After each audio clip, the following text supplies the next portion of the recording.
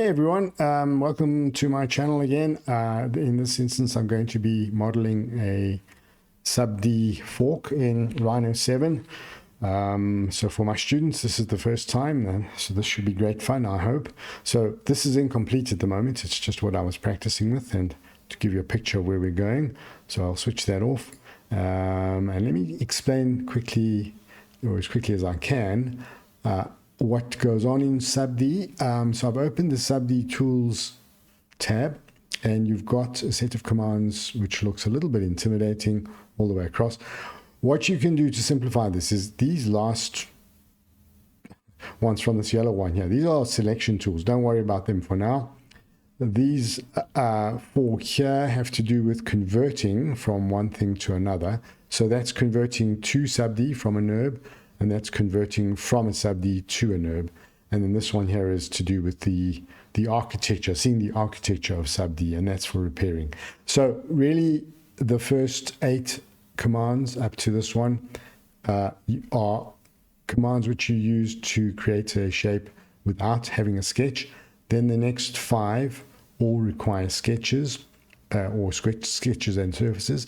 Then from here onwards, these are manipulation tools, either for creating creases or adding edges, or adding parts, and so forth. I'll explain a little bit as we go along. So I've selected what I thought were the most significant of the commands in here. There are 1 or 2 missing because 1 or 2 commands like this one here, expand edges. I'm going to quickly create a copy.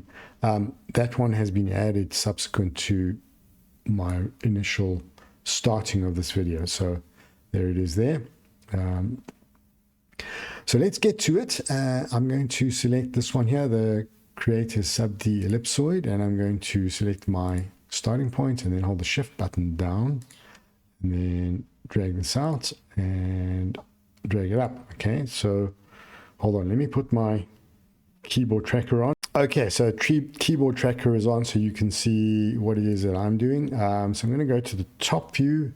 No, wait, let's just show you briefly what this does. Okay, so essentially all of these surfaces are connected, so that if I select one of them, and this follows the same rules as in NURBS, you need to sub-select objects by holding the Control Shift button down and then clicking. So I can sub-select a surface, I can sub-select a vertex, or I can sub-select an edge or a set of edges or sets of anything, combination of any of those. If I sub-select an object, I can drag it out and it'll change the shape. So magically, you've got this on the fly change to the shape that you're doing, and it's organic and it's instant.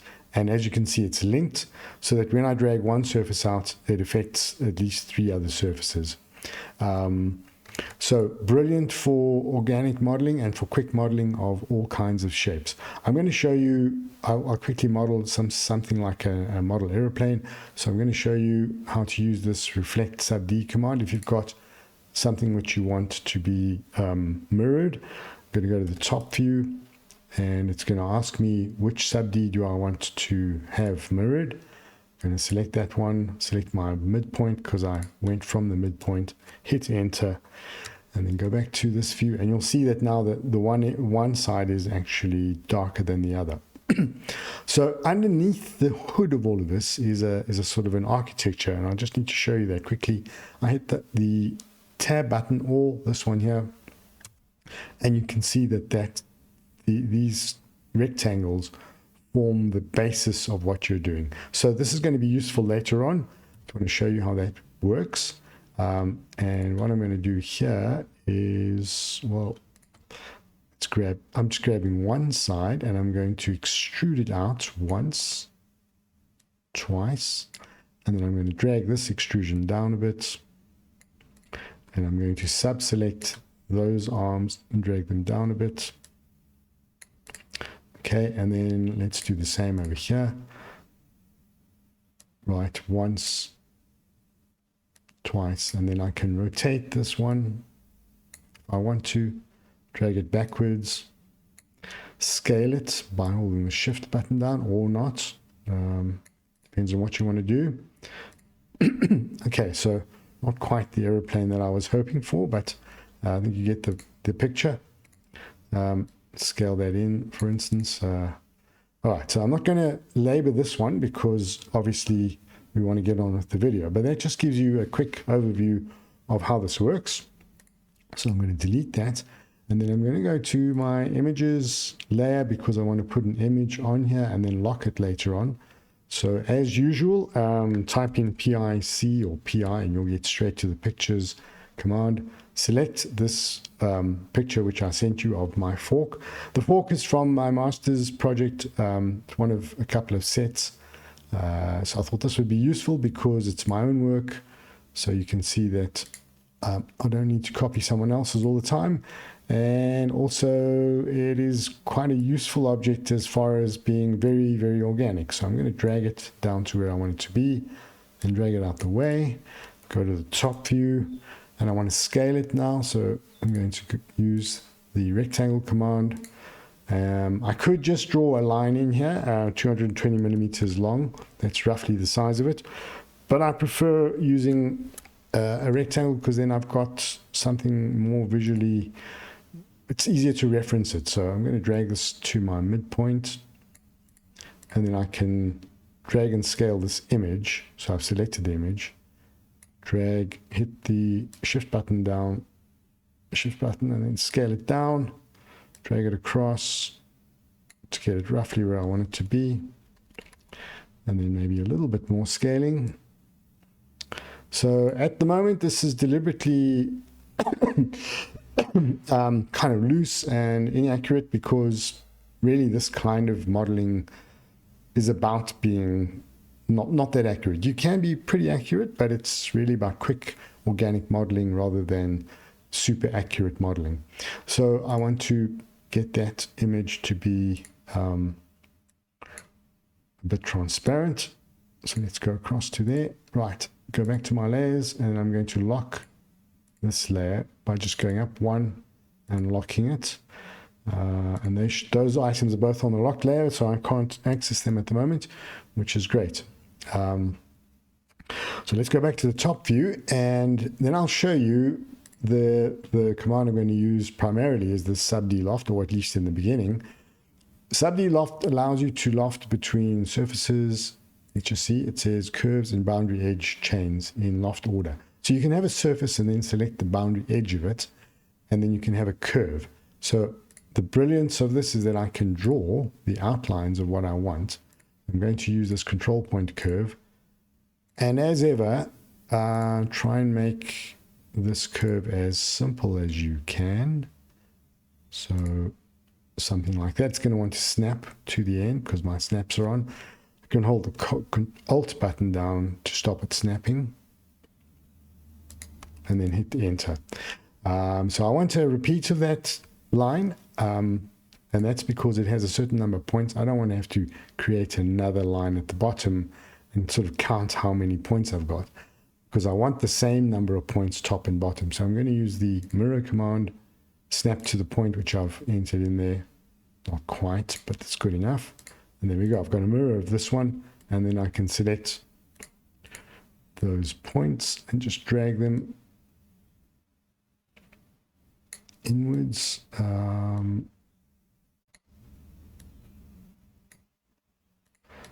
Right, tending to want to snap to things, so I can hold the Alt key down, then I don't get that tendency. Oh, okay.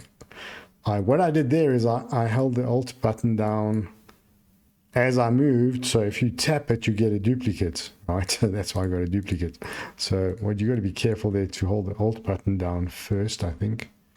No, it's also tapped. I think you've got to hold the Alt button down. Yes, keep it held down, then you won't get a duplicate. Right, so that one's good enough. No, it's created a duplicate. Right, there we go.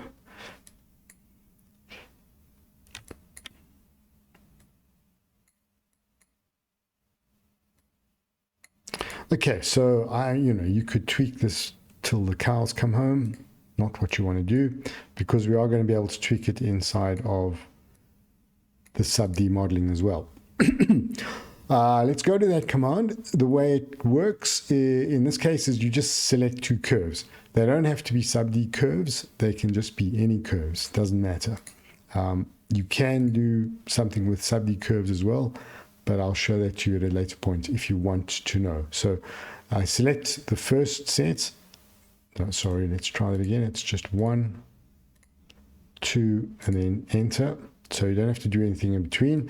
With the options box, you can square the corners off. So if I want to square that edge off and square that edge off, I can go like that, and they're squared off. And then I can adjust the number of shape segments in between. So I want a few more here. I've got 7. So I want, let's say, 10 or maybe 9. Oops. Let's go and do that again, because I want cross segments as well. So adjust shape segments. I'm going to make that 9. And then the divisions between shapes in this case will divide vertically, but it depends on your orientation as to how it does that. But you can see instantly that at the moment there's just 1, meaning there's no divisions. I'm going to put 4 in, and you can see straight away I get those divisions. Okay, so now at the moment we are looking, let's just get these curves out of the way. Going to put them somewhere else. At the moment we're looking at a smooth version of the SubD. If I hit the tab button, you can see it gets more angular, and so I most likely use this sort of mode of viewing to do this kind of alteration. So I want to straighten these lines out, so I'm sub-selecting them. I can either rotate them, or I can just scale them inwards to a flat point and then move them about. So it's just, when you do this, modeling becomes easier, because when you select later on, especially since I'm going to be selecting in other views, I know that I'm selecting these lines. Oops, watch out for that. Right, okay, so one more time, like that. And then these you can also scale in and out as you want as well. So if you watch more and more videos on this, you'll see that this is the sort of the best practice, if you will, of how to go about doing this, is to always primarily do your modeling in this mode, and then watch to see what happens when you hit the tab button to see if it's getting where you want it to be. So at the moment I have 1, 2, 3, 4 edges on this side, and I want 8 because I want to create these tines. 1, 2, 3, 4. So I want 2 in the middle here, and then 1, 2, 3 on either end. So to do that, I'm going to subdivide these surfaces, and I use this command here, insert point to mesh. That is over here, just after the insert SubD edge loop. And it's going to ask you which SubD you want, because you might have more than one. So I select the SubD, I click on, make sure the midpoint snap is on, mid, enter, and then I can enter again to start it again. Go from there to there, enter,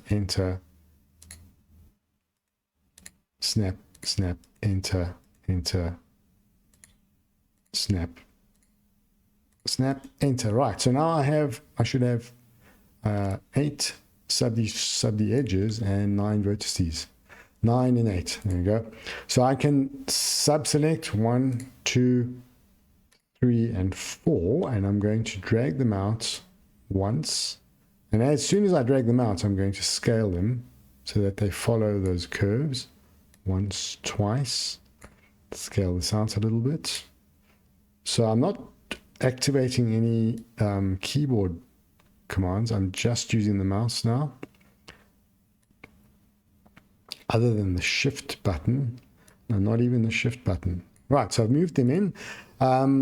At the moment, it's looking a little bit jaggedy because when I extruded these items, I extruded it with the creases on. So all of these are creased items. I'm not going to adjust this just yet, but before, yeah, I'll show you now what happens when we remove the creases. For now, it's not going to affect me. So I want to add some faces in here. I need 1, 2, and 3 faces, and maybe a division over here. The way to do that is to go to, no, not that one. It is this command here, append to SubD. Okay, so it is up there next to the one we've just used.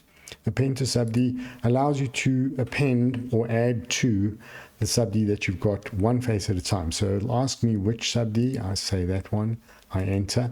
And here it's important to make sure that you select in sequence. And I also like to just have the point selected. So right click on the point. So 1, 2, 3, and oh, that was 1, 2, 3, and 4. There we go. And then I'm going to do it again. So I hit the enter button, select the points 1, 2, 3, and 4, hit the enter button, and do it one more time. 1, 2. I can actually switch the smart track off because that's getting in the way. 3 and 4. And now, very important, if you don't click again, it's going to make everything go away. So enter again. I can see I've got a hole in here. I might have to stitch this. Maybe this one. There we go. Brilliant. Okay, so it is the stitch command. Right. So now I want to get all of this to be nice and organic, and I've got all these thick lines, and the thick lines indicate that I have sharp edges. These ones here, these add creases. So I'm going to shift control select all of those edges, and I'm going to make them all into soft edges, this remove crease button. Okay, and you'll see straight away that it becomes a super duper oh, it's a horrible word. I've got a very nice organic shape, and I can drag and I can scale, and I'm going to drag, select, scale, or move about. Right, so very quick, brilliant for doing organic and quick models. Right, so I need one more kind of a subdivision here just to get a little bit of the curve in here. So we're going to use this one again, the insert point command. Click on the SubD. Say it's not going to give me a midpoint because I don't have a midpoint. So I'm just going to select between those two, and I'm going to select that line. If I can get just the line, I'm going to drag this across, something like that. Select that vertex, drag it across, and then that vertex, just to try and get something like that. All right, that's going to have to be good enough for now, just because of time. Great, now we have a surface, which is a SubD surface. I'll show you it's a SubD surface because I can sub-select one of these faces and I can actually extrude it outwards. There you go, once, twice. All right, so I want to get that shape duplicated, and there are two ways of doing it. One is I can use this offset SubD, select the SubD, say enter. It'll ask you for a distance. Let's make that 4 instead of 5. And you hit enter, and there you go. So because I had the edges of my first SubD as creased edges, I can uncrease them and I can get that sort of thing happening. I'm going to show you a slightly different way just because it'll give you insight into another command. So I'm going to hide the images for now. So I'm going to backtrack because I first want to model the curves on this one before I go into the sort of the 3D modeling. So let's go to the front view. In fact, it's probably going to be easier if I have 3 views so I can see what's happening in my front and perspective view. Let's drag that out, and might be a bit much, and I can rotate it a bit. It is a bit much. Okay, now I can drag, select edges. Let's say I want to drag, select that lot, drag it up. So I'm trying to get a smooth curve in the front view. which I think we're getting closer to.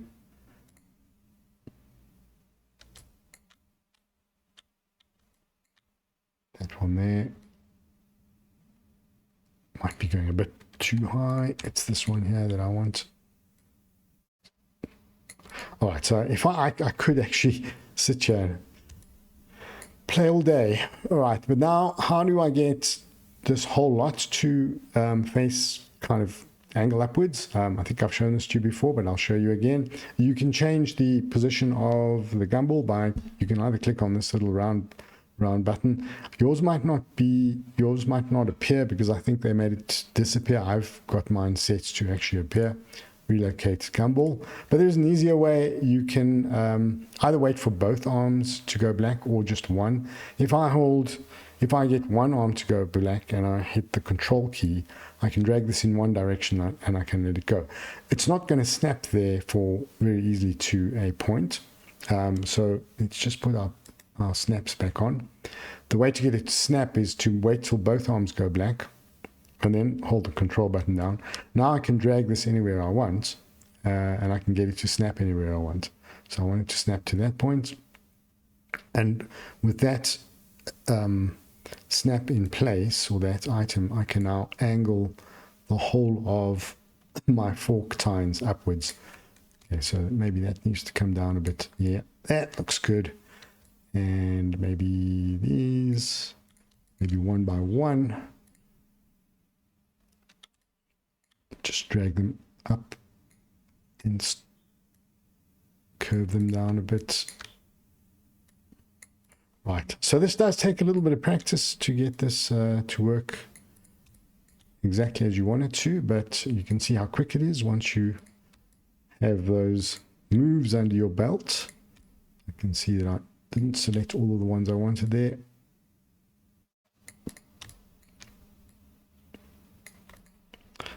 It's not quite doing what I wanted to do, but it's going to have to be good enough for now. So that's pretty close. Not too bad. Get that to go a bit higher and that one to go a bit higher. Okay, go to perspective view. Okay, now I'm going to do that trick again by dragging, hitting the Alt button and letting go. So I've got two items, and I wanted to do this to show you how to use the bridge command. Bridge is very useful. So I'm going to want to connect the outer lines other than this back edge. So I'm going to go from that line. So wait, first let's activate that command, because otherwise it won't work. So you shift control or control shift one item and then another one, and then you can hold the shift button down, so let go of the control button and double click anywhere between that. You have one set of lines and you need two equally numbered sets of lines. So I'm going to do that again, between there and there, let go of the control button and double click. Okay, so let's zoom in just to see what this set of options does for us. One is the more segments you add to it, the more it fills in between. And the second one is the greater or lesser the straightness, the rounder or flatter it becomes. So at 0% it becomes as round as possible, at 100% becomes as flat as possible. And if I only have 3 or 2 divisions, it's only going to give me a little bit of flats in between. So I'm going to leave it as that and something like that. That's how you would do it between two.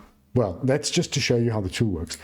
I'm going to say Control Z because I want to get it to go all the way around other than the back face.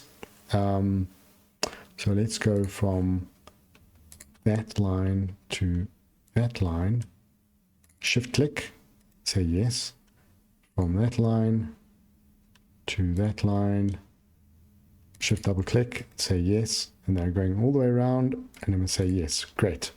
Okay. So let's close this back piece off. And the reason I'm doing this in this particular order is to show you another command, which is the close fill SubD hole, which is also useful. So let's bridge these as well. So from there to there, shift double click, enter.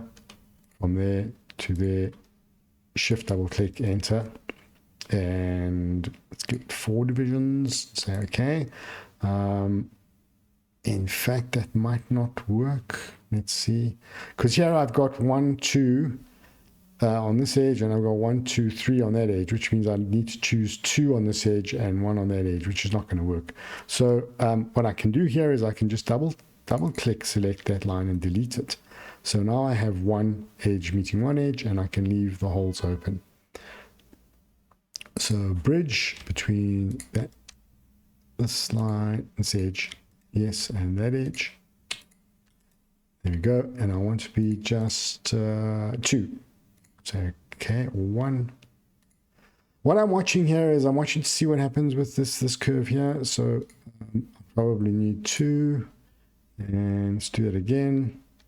From there to there. By the way, maybe let's just backtrack here. If you get tired of using the Control Shift button, you can use your selection keys here, and you can say sub object select. Then I don't need to hold the Shift Control button down, which is great. So I can select, right? The only disadvantage is now I can't select the whole item at once. I'm always going to be selecting sub objects only. So it depends on how you want to work. Right, so this fill hole, you can select an edge, or you can double select the whole lot. Do that again and say enter, enter, enter. Okay, and there's a quicker way to do that. You can double select the whole lot. Where is it? That. And then just go to automatic, and it does it for you. So do that again. Automatic.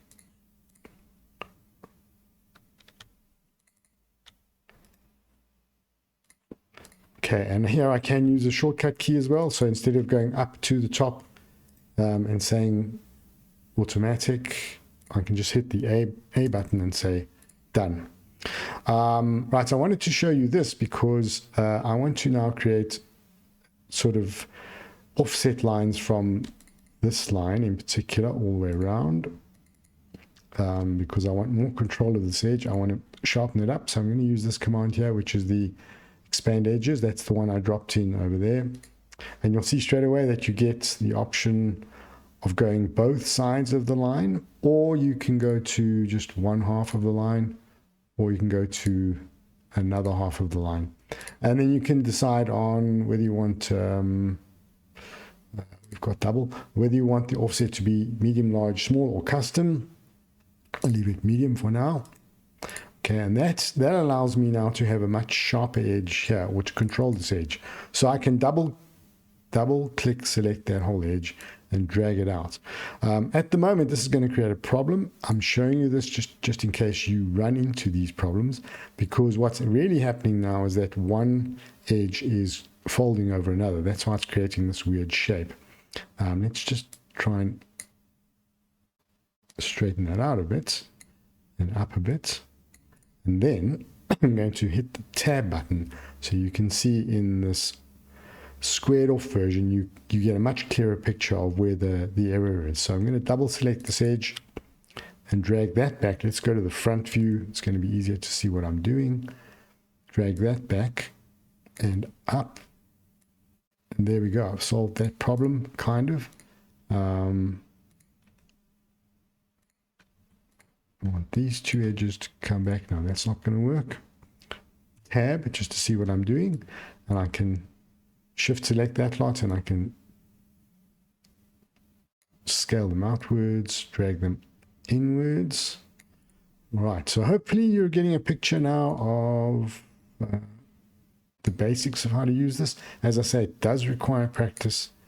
But once you've got it under your belt, you really do have a great tool. So a little bit more modeling just to show you how you would make this into a much more 3D shape. I want to give this top edge, that one, a little bit of a bulge, outwards and inwards. So let's go to the front view. I'm going to drag this lot up a little bit. There we go. And then I want to get like a little bit of a dip in the middle. So I'm going to grab these. Is that enough? And I can drag them in 3D view just to see what's happening. There we go. So I've got something going from a convex shape to a concave. And then if I want something sharper, I can grab just a set of edges. So let's go all the way to the back. I've got a mistake there, but we'll fix that up a bit later. And then just drag this edge, and you'll see what happens there. Now I get a nice sort of triangular shaped ridge. Let's go to the top view just to sort out this item. Just dragging it down a bit. There we go. So let's say I wanted to soften this a little bit in the middle. I'll just grab those two edges and just drag these up to it's softened in the middle. And if I wanted to get this point here to extend a little bit so that it's going to meet the ground neatly, there we go. So obviously you can spend ages tweaking this. There are shortcuts to doing this. Let's get those two to come up a bit as well. And here I want, in particular, I want this kind of, this end bit to be very, very triangular. There we go. I should have grabbed those edges. Okay, and then grab these two.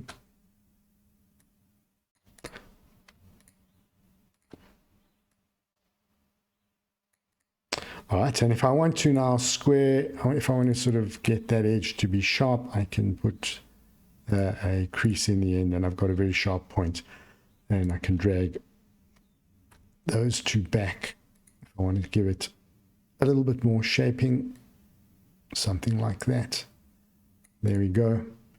Okay, and you can also do things like you can delete lines so that you've got something like that happening. It's not probably optimum, but just to show you how to do it.